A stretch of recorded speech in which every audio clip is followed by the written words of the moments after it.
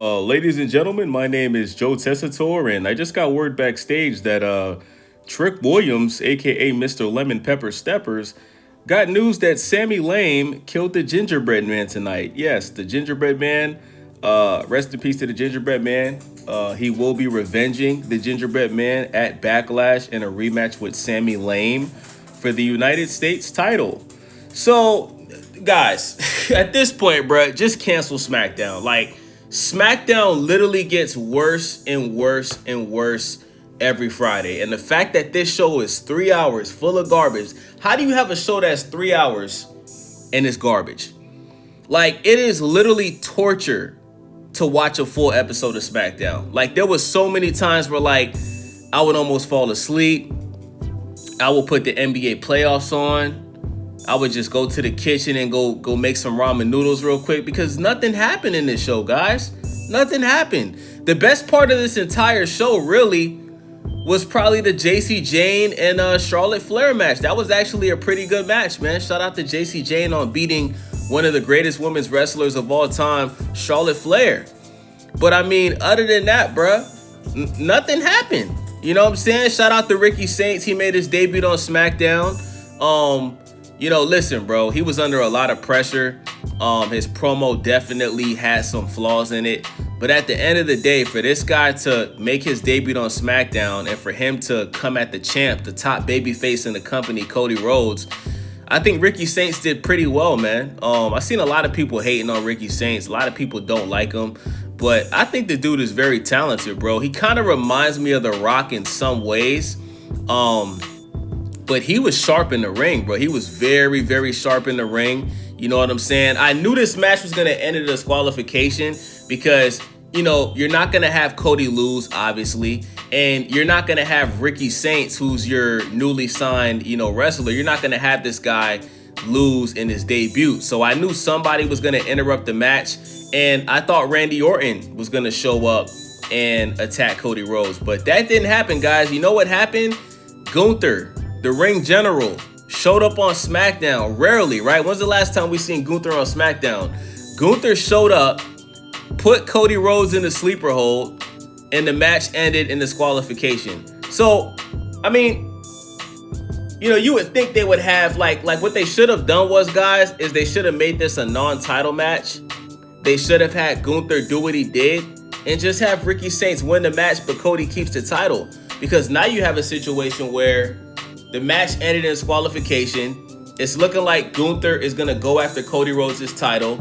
But Gunther was just on Monday Night Raw saying that he wanted a favor with Paul Heyman. He just beat Seth Rollins, right? Looked like he was going to go after Roman. But now it looks like he's going after Cody Rhodes' WWE Undisputed title. So, hey, man, at least they're keeping Gunther busy, man. I hate the fact that Gunther was written off of TV a couple weeks ago. So shout out to Gunther. But let's get into this trash episode of Friday Night SmackDown.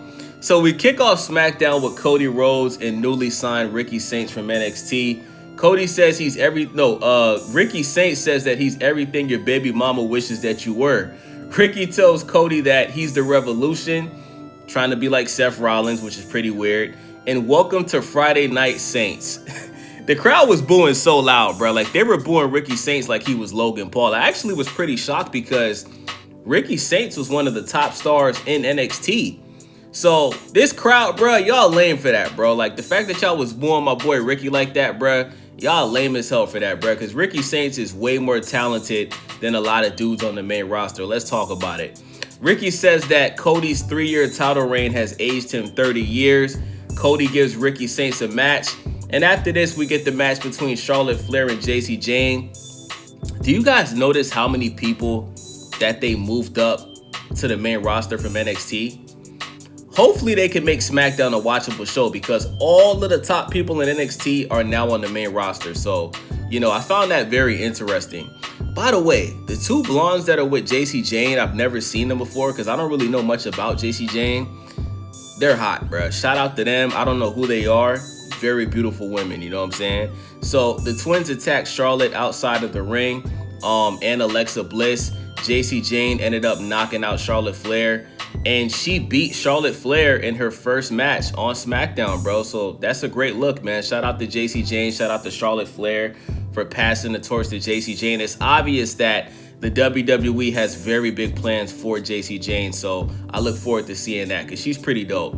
Then Rhea Ripley came out and played Superman, right? Rhea, Hulk Hogan, Ripley.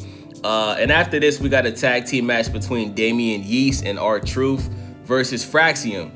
Fraxium definitely should have won this match. This match was horrible from start to finish, but Damian Priest and R-Truth retained. Let's move on.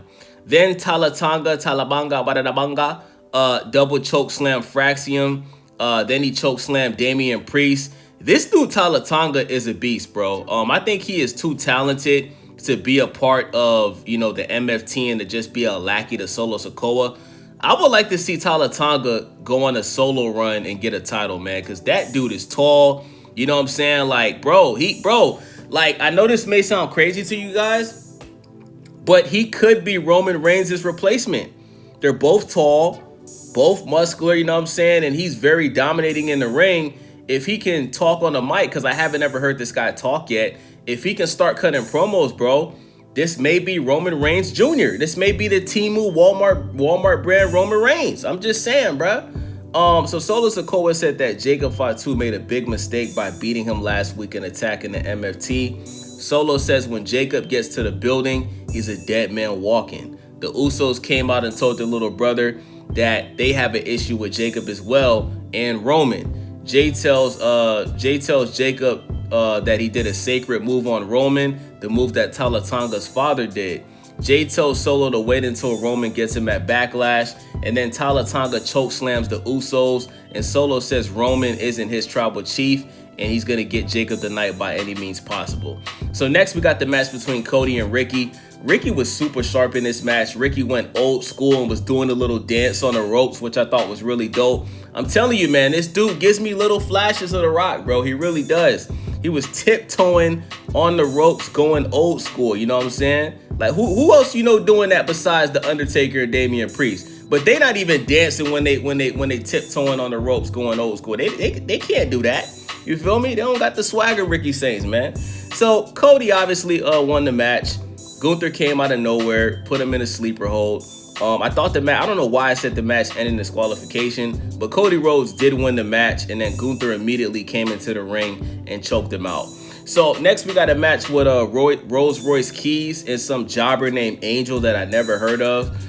Royce is dope, but this guy looks very old, bro. When you look at Rolls Royce Keys' face, this dude looks like he's 45. And I had to look this up because I went on Google and typed in his name, and this guy's birthday and his age is not even on Google. Then I found out that he actually lied about his age while he was in AEW, and when the WWE found out that he was older than what he said he was, this is why it took so long for him to debut and finally get a match. But I would like to see a match with Royce Keys and Ryback if he was ever to come back to the WWE. This match that Rolls Royce had was a squash match. It didn't even last 5 minutes. And guys, I'm so tired of seeing squash matches. I hate the fact that whenever we see a dude that's naturally big, whether it's Obafemi or Rolls Royce Keys, I hate seeing these guys in squash matches, bro, because there's nothing entertaining about somebody getting squashed. If the match is not going to be at least 15 minutes long, don't book the match. Don't even put them in the ring with somebody that doesn't have a chance of beating them. It's stupid. This is a 3-hour show. You have Rolls Royce have a match and it doesn't even last 5 minutes, and you know damn well you're not gonna book him like you booked Obafemi. Let's be honest. Like, they don't look at Royce Keys as no Obafemi Brock Lesnar. They don't. He's going to have the same type of career as a Rusev, bro. Let's talk about it, bro. The man's already 40-something years old, bro. So I just didn't get that. Next, Sami Zayn comes out, and the gingerbread man that we've been seeing for the past 3 weeks straight is back again, guys. He's back again. He was literally waiting for Sami in the ring. So Sami comes to the ring and says, I don't know why the fans are booing me. Sami's always crying about something, man. So Sami says that it's easy to do what Trick Williams does, and he can do what Trick does in his sleep. That's cap, bro. Sami Zayn. You got no swag. You got no charisma. You're not funny. You can't do what Trick Williams does, bro. Like, if you tried to do what Trick Williams did, it would be cringy, bro. Like, you would get no reaction. Like, people would literally just be uncomfortable watching you try to do what Trick Williams does. So Sami low blowed the Gingerbread Man. Trick Williams came out, tried to do the trick shot on Sami, but Sami ran out of the ring. And after this, we got a match between Brie Bella and Paige versus Lash and Nia Jax. This was by far the worst match of the night, guys. The wrestling looks super fake and botchy. Ever since Nia Jax injured Jade Cargill, she wrestles in slow motion. Brie and Paige, they both sucked as well. Paige and Brie won and retained the titles. Who gives a fuck? Let's move on. So the main event was the Usos versus Tala and Solo. Jacob got revenge by hitting Tala with the steel steps outside of the ring. Then he went into the ring with Solo and did the tongue and death grip. This has got to be one of the most suspect, pause-worthy finisher moves I've ever heard in my life. What the hell is a tongue and death grip? Like, you might as well just call it the Diddy special, bruh. Like, this some shit Diddy be doing. You know what I'm saying? So Jacob did that move again to Tala Tonga, slammed him on the table, and that was the end of SmackDown. Roman Reigns didn't show up. Randy Orton didn't show up. This was 3 hours of trash, bro. And I'm going to be honest with you guys, man. I'm not watching SmackDown next week. I'm taking a break from SmackDown again. It's sad, bro. Like when you can, like, bro, NXT is better than SmackDown. TNA is better than SmackDown. AEW is better than SmackDown. Vince Russo's trash show that he has on YouTube, because he has his own wrestling thing. I checked it out one day. Terrible. But that's better than SmackDown. I'm not going to lie, man. Shout out to Vince Russo and Jonathan Coachman ballhead ass, man. Shout out to them, bro. But, like, bro, at this point, bro, just cancel SmackDown, bro. Just cancel SmackDown. Just keep NXT.